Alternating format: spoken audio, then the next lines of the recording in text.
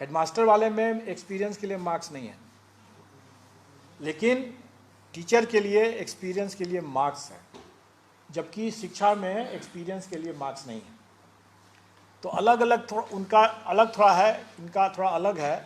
तो स्वाभाविक है कि जो कैंडिडेट, अगर फिर से देखिए यही बात होगी, मल्टीपल रिजल्ट्स देने की बाध्यता है।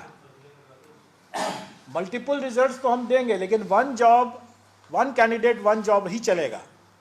मल्टीपल रिजल्ट्स तो हम देना ही देना होगा हमको, हम उसको छांट नहीं सकते हैं, क्योंकि इतने ढेर सारे पॉसिबिलिटीज, परम्यूटेशन, कॉम्बिनेशन का अगर कभी आप लोग हिसाब बनाएंगे, अगर आप लोग देखेंगे, तो सुपर कंप्यूटर भी नहीं कर सकेगा उसको सॉल्व। आपको मैं बता दूं कि जो डिस्ट्रिक्ट का जो एलोकेशन जिसके लिए लोग बोल रहे हैं कि हमारा 500 किलोमीटर दूर हो गया, उसको कंप्यूटर से उसको बनाने में एक बार जब कंप्यूटर चला तो रात भर चलता रह गया, सुबह तक में भी आंसर नहीं निकला, क्योंकि थोड़ा सा उसमें प्रॉब्लम आ रहा था। फिर उसका दोबारा जब उसको ठीक करके चलाया गया तो भी वो करीब रात भर चला, सुबह में निकाल करके दिया, तो उसमें से हम लोग का आंसर निकला कि इतने तो हुआ। तो आप सोचें कि वो प्राइमरी वाले में 62,000 लोगों को हम लोग ये चीज़ कर रहे थे, और उसमें इतने पॉसिबल परम्यूटेशन कॉम्बिनेशन हो जाता है। परम्यूटेशन कॉम्बिनेशन का हिसाब लगाइएगा तो सुपर कंप्यूटर भी इसको सॉल्व नहीं कर सकेगा। तो इसीलिए हमें उसको देने की बाध्यता है। हम मल्टीपल रिजल्ट्स देंगे ही देंगे, और मल्टीपल रिजल्ट्स के बाद जब वो डॉक्यूमेंट वेरिफिकेशन के लिए जाएगा, क्योंकि कई उसका अपना निर्णय होगा ना कि भाई हम ये वाला जॉब करेंगे हम तो पटना में आएंगे, और वो वाला जॉब करेंगे तो हम किशनगंज में जाएंगे। हम नहीं जाना चाहते हैं किशनगंज में, हम पटना में रहना चाहते हैं, हम ये वाला जॉब करेंगे, अपनी मर्जी उसकी। तो इसलिए हो सकता है कि किसी को बोलेगा कि हमको यहाँ पर तो अब कल्याण वाला जो आ गया है जिसमें कि एक्सपीरियंस भी है, वो एक एडिशनल पैरामीटर हो गया, एडिशनल हो गया। अब उसमें है कि उसमें रेसिडेंशियल जाएंगे हमको वहाँ पर नौकरी लग सकती है बिकॉज ऑफ माई एक्सपीरियंस, और उधर नौकरी नहीं लग सकती है क्योंकि हमको एक्सपीरियंस नहीं है उस हिसाब से, या उसके गणना नहीं होता है उस शिक्षक विभाग के द्वारा, शिक्षा विभाग का। तो ऐसे इतने ढेर सारे परम्यूटेशन कॉम्बिनेशन हो जा सकते हैं कि कभी भी उसको सॉल्व नहीं किया जा सकता है। वो कैंडिडेट खुद सोचेगा कि हमको किस में जाना है, किस में जाने की मेरी इच्छा है, किस में जाना है। इसलिए मल्टीपल रिजल्ट्स फिर निकालेंगे हम, फिर आप लोग एतराज ना करेंगे। ये लिख सकते हैं सर हम लोग की अंत में उसी मेधा सूची से जो बचेगा डबल वाले में वो नीचे। ऑब्वियसली मैंने तो कहा है कि जो ड्रॉप आउट्स होंगे, ड्रॉप आउट्स का मतलब हुआ कि जो जिसको 3-3 नौकरी लग गई, कोई एक ही नौकरी लेगा। हम लोग भी वैसे ही करते थे अपने समय में, आप सब लोग वैसे ही करते हैं। अब 1 लगा, 2 लगा, 3 लगा, जिसमें अच्छा लगा उसी में ज्वाइन करेंगे, स्वाभाविक है, बाकी जो खाली रह जाएगा। इसमें हम लोग ये कोशिश कर रहे हैं कि चूंकि डॉक्यूमेंट वेरिफिकेशन के स्टेज पर ही हम उससे योगदान कराने के ठीक पहले सब पूछ ले रहे हैं, उससे उसने बाकी 2 वैकेंसी को उसने यूज़ नहीं किया। अगर वो यूज़ कर लेता तब तो वो वेस्ट हो जाता, मतलब कि अगर वो ज्वाइन कर लेता तब वेस्ट हो जाएगा, क्योंकि उसके बाद फिर रोस्टर भी आगे बढ़ जाएगा, सारा चीज़ बदल जाएगा। ये तो हम लोगों ने यही सोच करके ही तो ऐसा किया कि भाई आप ज्वाइनिंग के पहले आप डॉक्यूमेंट वेरिफिकेशन करें, ताकि मल्टीपल अगर आपका है आपको एक को पिकअप कीजिए, बाकी 2 ड्रॉप आउट्स हो जाएगा। प्लस जो डिस्क्वालीफाई होते हैं अगर डॉक्यूमेंट वेरिफिकेशन, तो disqualified, drop outs and disqualified दोनों ही को जोड़ करके इसी मेधा सूची से बना दिया जाए, दे दिया जाएगा, भर दिया जाएगा। ये बात हमने पहले भी स्पष्ट किया है, और ये एक सोची समझी रणनीति के तहत किया गया है। ये नहीं कि ये बाई चांस हो गया, नहीं, ऐसा नहीं है। सोची समझी रणनीति से किया, बाध्यता थी, ऐसा करना ही था। और इसमें इसके कारण से अगर फर्जी अगर घुसेंगे तो हम जान ही रहे हैं कि फर्जी घुसेंगे, इसीलिए तो कंडीशनल रखा गया, और इसीलिए तो डॉक्यूमेंट वेरिफिकेशन हो रहा है ताकि उसको छांट दिया जाए। तो काइंडली इसको समझ करके ही कोई बयानबाजी हो तो बेहतर है।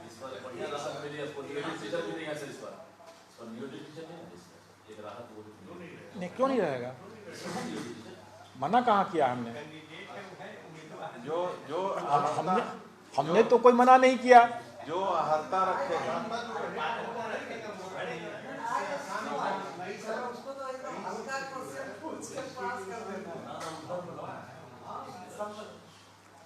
देखिए, आप किसी भी व्यक्ति के लिए आप देखें, जो आप कह रहे हैं कि क्यों आएगा, मैं आपको एक छोटा सा एग्जांपल देता हूँ। कई ऐसे कैंडिडेट नियोजित शिक्षक हैं जो प्राइमरी से अपग्रेड होकर के हाई स्कूल और इंटरमीडिएट में पहुंच गए थ्रू बीपीएससी एग्जाम। क्यों नहीं आएगा? क्यों नहीं आएगा? तो ये सोच लेना कि वो नहीं आएगा, है ना। तो इसीलिए ये इसमें बेस्ट ये है कि अभ्यर्थी क्या सोचते हैं, क्या उनकी इच्छा है, क्या पसंद है। हम परीक्षा लेंगे, मेधा सूची बनाएंगे, डीवी के लिए भेज देंगे, डीवी में जो छटेंगे सप्लीमेंट्री में जाएंगे, फिर सप्लीमेंट्री रिजल्ट बनाएंगे। यही प्रोसेस होगा। और ये प्रोसेस में अगर कोई इसको घपला मानता है, झोल मानता है, तो इसका कुछ नहीं कर सकते। फाइनल रिजल्ट दिया गया था टोटल टीआरई 1 में 1,22,000 कुछ दिया गया था और शिक्षा विभाग 1,20,000। ये गैप, वो गैप इसमें हुआ था कि उर्दू के जो मामले थे, हम लोगों ने उसको जो काउंट जब किया था तो 9,000 का हम लोगों ने किया था, लेकिन जब एक्चुअली जब रिजल्ट में जब उसको आया तो 7,000 के आसपास ही आया। तो वो 2,000 की वहाँ पर कमी हुई, इसलिए अनुशंसा हम लोग 7,000 का ही भेजे, इसलिए 1,20,000 की ही अनुशंसा हम लोग भेज पाए। मैंने क्या कहा कि हम लोगों ने भी अपने स्तर से डॉक्यूमेंट वेरिफिकेशन किया था ना, जो वहाँ से करवाया था। उसके बाद वहाँ से जो डॉक्यूमेंट वेरिफिकेशन का जो रिपोर्ट आया वो बहुत एक्यूरेट नहीं था, लेकिन हम लोगों ने, अब बहुत लोग एब्सेंट भी हो गए, हम लोगों ने अपने पोर्टल में जो आवेदन में दे रखा था उसको भी हम लोगों ने यहाँ पर मिला करके देखा। जो क्लियर कट मामले थे उनको हम लोगों ने छांट दिया। और वैसे कितने लोग छंटे हैं उसकी सूची हम लोगों ने ऑलरेडी वेबसाइट पर डाला हुआ है। चाहे लैंग्वेज तो अलग है, डॉक्यूमेंट वेरिफिकेशन में जो लोग एब्सेंट रहे और हम लोगों ने आवेदन जब निकाल के जब देखा तो क्लियर कट मामले थे जो गलत थे या अनुपस्थित रह गए। तो वैसे मामलों को हम लोगों ने वेबसाइट पर डाल करके उसका शो कॉज मांग लिया है।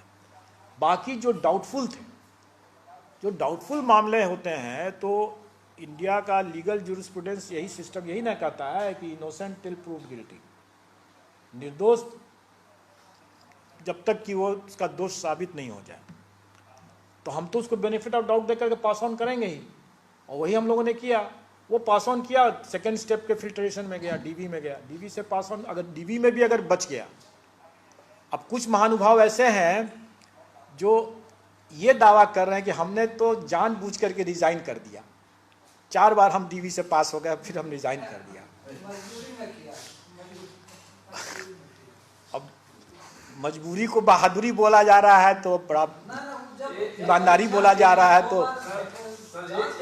एक चीज तो बोलेंगे सर, इसमें देखिए सर, बीच में जो आपने वेरिफिकेशन कराए थे उस वक्त का सीन देखिए, आपने जो डिसीजन लिया वेरिफिकेशन कराएगा नो डाउट, उसके बाद जो बीच में 72 घंटे तक जो माइंड डाइवर्ट जो हुआ लोगों का, आप भी डिस्टर्ब हुए होंगे, आप बोलेंगे नहीं हम लोग किस चीज के लिए 72 घंटा जो पत्राचार जो होते रहते हैं सर, वो सेंटर वाइज और शिक्षा विभाग और बीपीएससी के बीच में जो हुआ वेरिफिकेशन तैयार किए सर, जिस स्ट्रेटजी से आपने शुरू किया था उस चीज को, वहाँ पर हो गया कि भाई आयोग का आदमी आएगा, शिक्षा विभाग क्यों आएगा, वहीं पर सर ये हुआ, आप याद रखिएगा वहाँ पर डिस्टर्बेंस हुआ सर।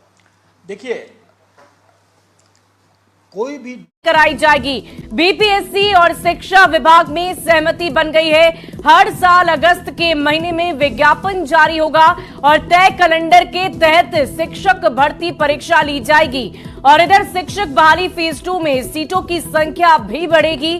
50,000 सीटों की संख्या बढ़ाई जाएगी, बाकी 50,000 रिक्तियां जोड़ी जाएंगी। बड़ी जानकारी आपको दे रहे हैं, 1,20,000 पदों पर बहाली होगी। बड़ी खबर आपको बता रहे हैं पटना से, जहां शिक्षक अभ्यर्थियों के लिए बहुत अच्छी खबर है। हर माह, हर वर्ष अगस्त महीने में बहाली निकाली जाएगी। 1,20,000 पदों पर बहाली होगी। और इस पूरी खबर के अधिक जानकारी के साथ संवाददाता रजनीश हमारे साथ फोन लाइन पर है। रजनीश, बहुत अच्छी और सुखद खबर शिक्षक अभ्यर्थियों के लिए। बिल्कुल, देखिए, जो अभ्यर्थी चाहते थे, चूंकि वर्षों से यहाँ पर शिक्षक बहाली का इंतजार किया जा रहा था और 4 से 5 साल बाद जो है सरकार जो है एक तरह से संज्ञान लेती थी, और ना तो एसटीईटी की परीक्षा होती थी ना बीटेट की, लेकिन अब जो है एसटीईटी की परीक्षा जहां अब जो है हर साल ली जाएगी, तो इसी प्रकार से जो है शिक्षा विभाग और बीपीएससी ने एक बैठक की और बैठक में ये सहमति बन गई है कि एक अलग से कैलेंडर तैयार किया गया है बीपीएससी के द्वारा, और ये पूरी तरह से जिम्मा बीपीएससी को मिल गया है कि अब बाकी परीक्षा की तरह बीपीएससी जो है शिक्षक बहाली परीक्षा भी लेगा, और इसको लेकर अगस्त महीने जो है तय किए गए हैं। यानी हर साल जो है अगस्त महीने में जो है शिक्षक बहाली का फॉर्म निकलेगा, यानी विज्ञापन जारी किया जाएगा, और उसके बाद जो सीटेट, बीटेट, एस्टेट, बीएड, डीएलएड जो पास अभ्यर्थी हैं, डिग्रीधारी हैं, वो ये अप्लाई कर सकते हैं और निश्चित रूप से उन्हें शिक्षक बनने का उनका सपना जो है पूरा होगा। और दूसरी तरफ जो अभी 1,20,000 पदों पर जो शिक्षक बहाली की बात चल रही थी, अभी तत्काल बीपीएससी ने 69,000 लगभग वैकेंसी दी थी, लेकिन अब जो है उसमें भी वृद्धि हो गई है और 50,000 जो है एक तरह से अगले 2 दिनों के भीतर जो है सीट बढ़ाने का फैसला लिया गया है। यानी 2 दिन बाद जो है 1,20,000 बढ़कर रिक्तियां हो जाएंगी, जिसको लेकर जो अभ्यर्थी आवेदन कर रहे हैं, तो एक तरह से अब 1,20,000 पदों पर ही बहाली होगी दूसरे फेज में भी। जी शुभी, बहुत बहुत शुक्रिया रजनीश हमारे साथ जुड़ने के लिए। शिक्षक अभ्यर्थियों के लिए वाकई एक राहत और अच्छी खबर कि अब हर वर्ष वो भी परीक्षा दे सकेंगे और उनके लिए भी बहाली हर वर्ष निकाली जाएगी। अगस्त का महीना होगा जिस वक्त विज्ञापन जारी होगा और उसके बाद परीक्षा भी ली जाएगी।